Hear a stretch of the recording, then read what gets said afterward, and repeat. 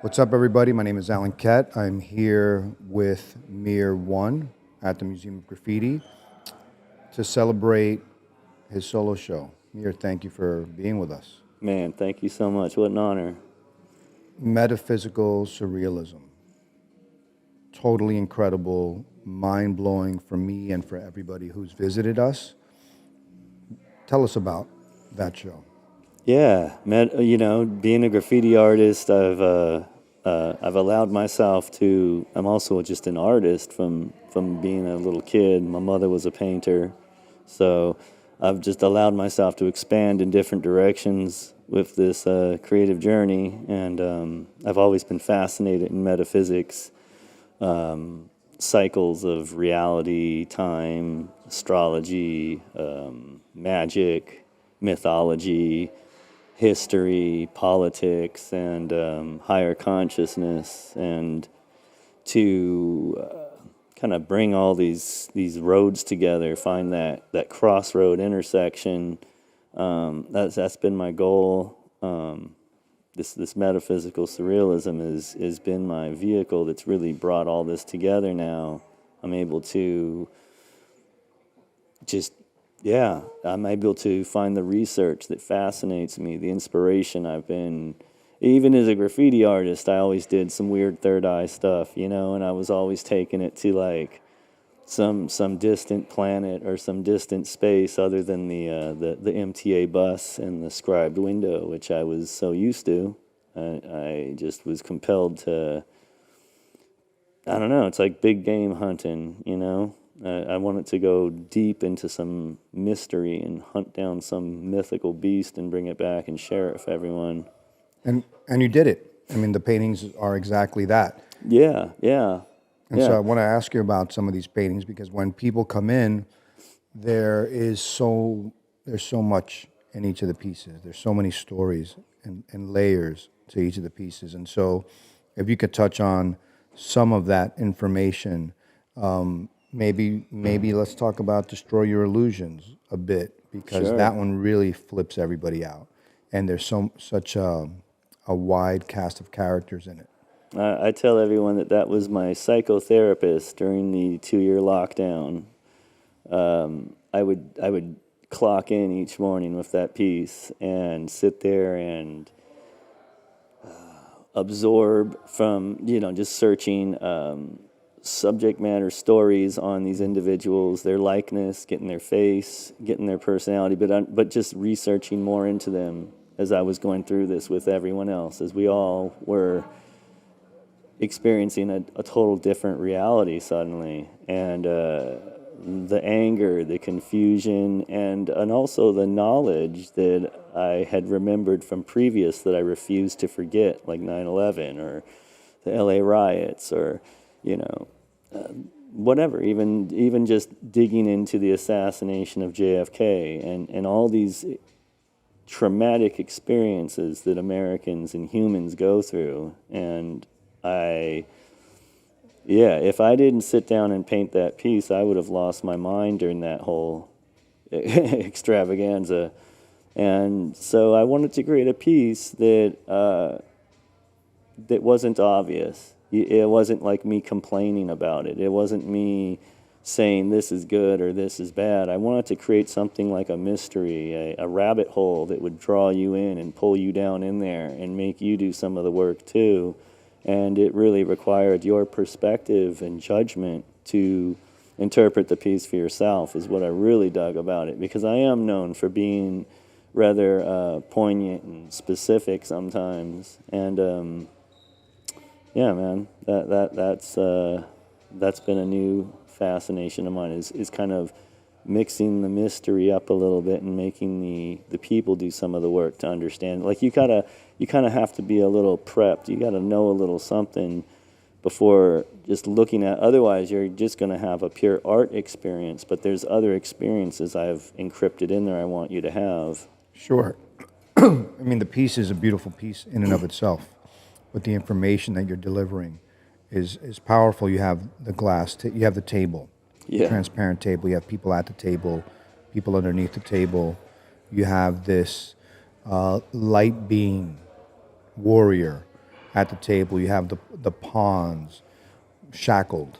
Well, the people at the table, they're like this game of life, and we're very familiar with it. But then there's like this floor that we seem to forget, and it's like a glass ceiling.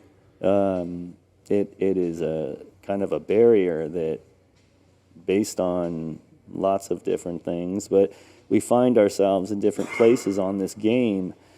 And I wanted to show that there was multi-layered, and that with the, by bringing together the human soul and our consciousness and our just our whole human suffering, and knowing this, that there's a collective consciousness that light warrior represents.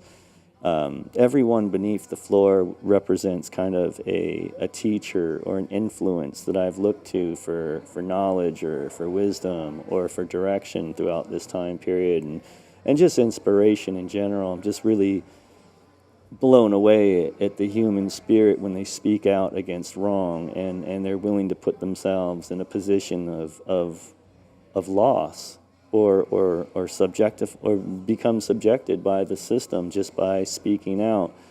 And so that we feel like it's impossible sometimes to take on the system. And so I wanted to give this light warrior this mythological identity that we're not alone, we're all together, and together we form this powerful entity that can cut through the illusions and show us what's real, by using our critical thought and holding on to our humanity together. That was really the main focus of that.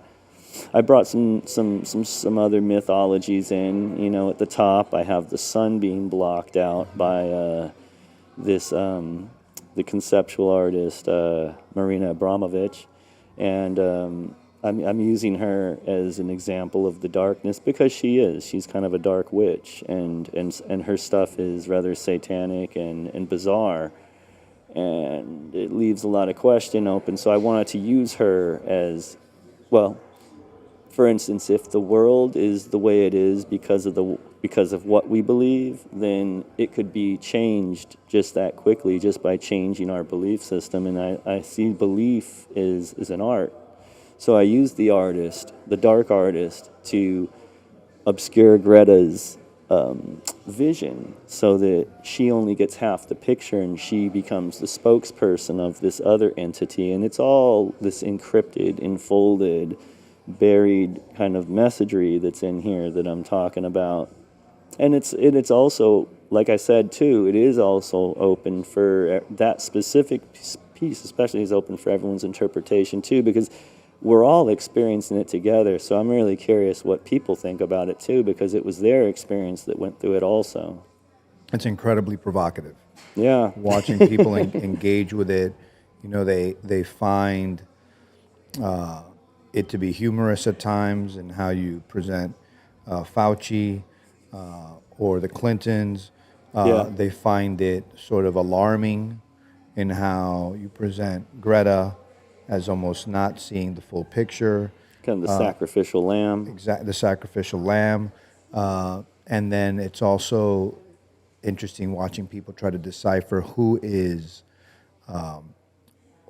maybe has positivity, who are these, mentors or thoughtful humans that are maybe good, like Dr. Cornel West, right, or Ice Cube. Right. Who's in there. And so it's really a great piece to... Julian Assange. And so you stand there, or I stand there, and watch people engage with it and try to figure it out. And it's just a fascinating piece to present, to give yourself this time. I know you mentioned that it was your own therapy, but I think it becomes a bit of that for the viewer as well. Man, I hope so. I think it's fascinating, and so I want to ask you about some of the other ones. And I think that there's the newest one, which you just completed on the way here, or actually even here, is the Cosmic Egg. Yeah. What is the Cosmic Egg?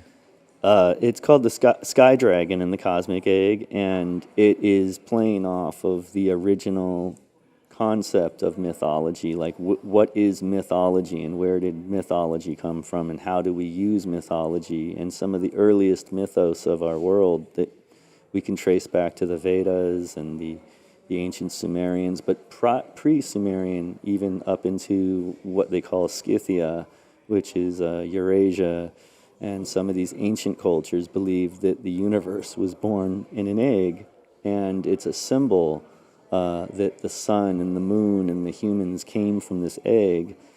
The egg is a symbol of life, and I've used the serpent, which is the symbol of knowledge and wisdom, and also evil or good, depending on how you see it, as the counterpart in this picture, making it a cycle of life. And so the snake is swallowing the egg so that it might rebirth itself again, in a sense. From Quetzalcoatl to Kukulkan to the Chinese dragon to the European dragon to all these forms of dragon all over the planet, this mythological thing has been very real to the ancients, even though to us it's like it's this mythology, but it's tied deep into our personal human soul, our kundalini power that lights up our chakra systems, to catastrophes that have happened cyclically around the planet. And many a time the comet that or the meteorite that is the cause of these catastrophes has been associated with this great serpent, the great plumed serpent, the feathered serpent. And it's a visual comparison to see a comet and see the feathered serpent head on it, in a sense. And so understanding how from planets to gods to beings from other realities are all kind of interplaying here, and they're being used with archetypes like Jupiter, Zeus, or Saturn, Kronos, and these characters that are deeply embedded in our human psychology. They've created our world. Our technology comes from these things. Our understanding of fire, water, electricity, the minerals in the earth, and magnetism, and all these things that we use to make lights and cameras and clothes and food, and our lives are made of this stuff.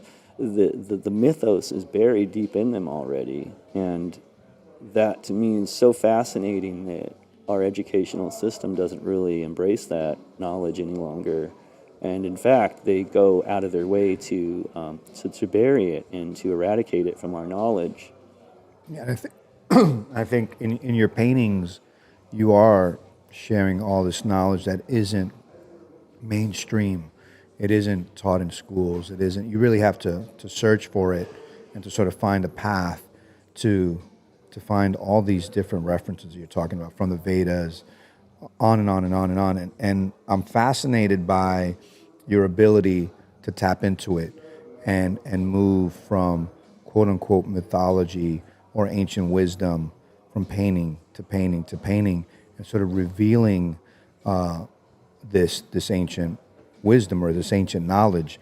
And sitting around with or standing around with Doe's Green, looking at your paintings. Love that dude. He was pointing out the source of some of these references. Wow. And he really, for me and for the average viewer, a lot of it is very coded.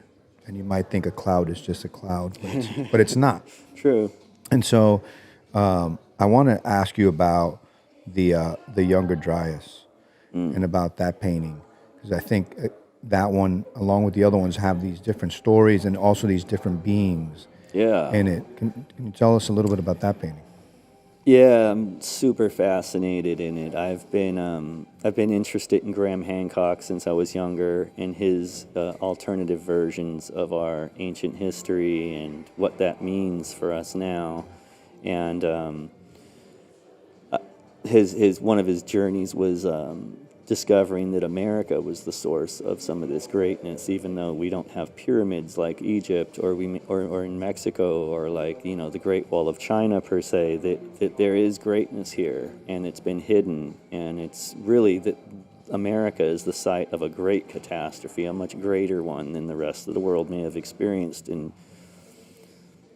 great sections of time, you know. The Southwest is a amazing place that's been a lot of inspiration. I've gone out there searching for some of these myths that I've been reading about, and you know, from everything from looking at landscapes and thinking that how could 100 million years of erosion leave a form that has continuity and beauty and aesthetic perfection to it in a sense, and there's repetition that is spread across Utah and Arizona and Colorado and Nevada and New Mexico and up into Montana and Idaho, that there's like this huge, it's called the Great Basin for one, and that's always been a mystery, like what is that? So this is like this site that has had an incredible catastrophe, and such a violent catastrophe that it literally melted the mountains and reformed them and left them frozen in the position that they were left in. There's traces of human language all over these rocks too. The petroglyphs. Yes, it's like 12,000 to several hundred years ago even, this period of time of great mythology and great language scribed into rocks like graffiti. And my original interest was that this is art. I want to go check out the art. Like, this is real artists that were out there creating deep, knowledged artwork in stone. And what I've realized now is that it's bigger than art. It's art, but it's art encrypted with language and knowledge and real factual history that's waiting for us to uncover it through the mythological shroud that it's been in, since we don't speak that language anymore. And in those paintings, you see that. You see the Great Basin. Yeah. Right? You see the petroglyphs that are in there. So we know that you're a researcher. And then you see Graham's or theories in there as well. And tell us a little bit about the giants versus the humans in that painting. You know, from famous biblical stories of Gog, or like David and Goliath, or there's so many tales of armies that came to destroy nations, and they brought with them one or half a dozen of these incredibly large, strong people that would be anywhere between 7.5 to 12 feet tall. And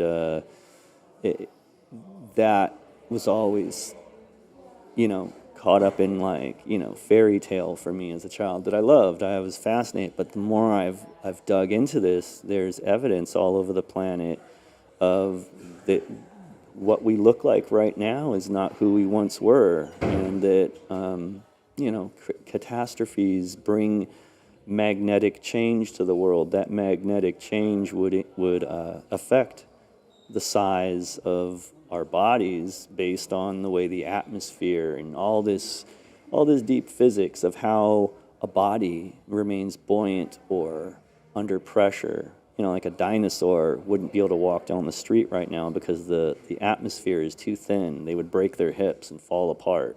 When the dinosaurs were walking, the air was almost as thick as water. And that sounds unbelievable.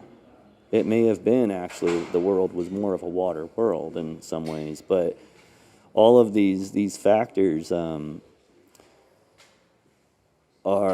just mind-blowing. They just take us. I mean, you think this is the way the world's always been, and it isn't, and it goes through massive changes, and I feel like we're in that time period right now. We're in another time period where the sun is very active. Our knowledge of the cosmos has really expanded. We're proving to ourselves through the James Webb Telescope that we don't know anything about the universe. All of our theories are completely incorrect suddenly. We're in a, what do they call it? We're in a cosmological crisis right now.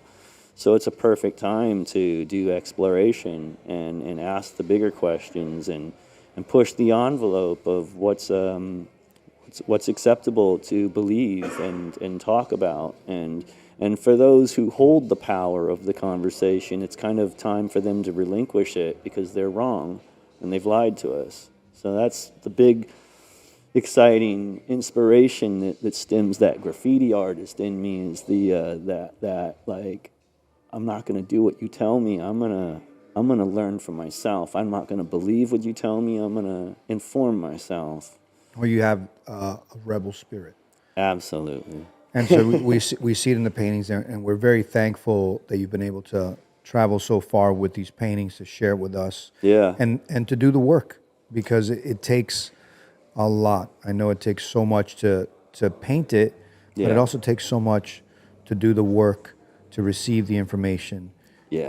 and study and interpret and then share. And I think you're doing a great service to our community, and to the world, quite frankly, in being a truth seeker, and being, inquisitive and curious and challenging, these beliefs that don't necessarily serve us. So thank you very much for doing that work. Yeah, man. Yeah. It's it's I mean, after growing up a graffiti writer, there's no other way for me to go that would satisfy me than to find my own way, to find my own path, to come back with something arbitrary, or not arbitrary, but like an argument against, the oppression that we all wanted to scribe over in the first place. That spirit that got us all in junior high and elementary school, not trusting, not believing history class when they told us that how America was formed by this boat that came over from England, and all this noise, and to just, I don't know, just to go to war with it all, in a sense, is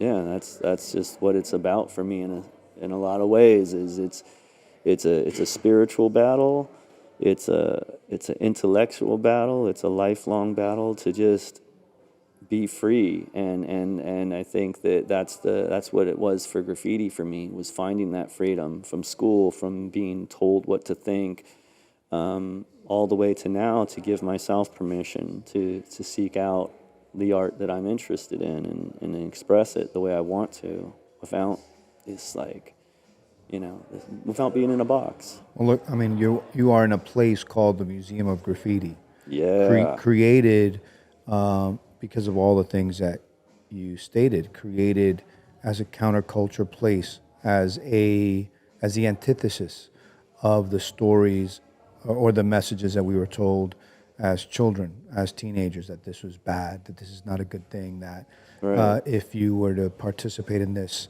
you were a bad person, or Right. you would amount to nothing. Right. You would be, or you were a loser, derelict, or whatever. And here we are sitting in a place where we're celebrating it. We're That's celebrating the rebel spirit.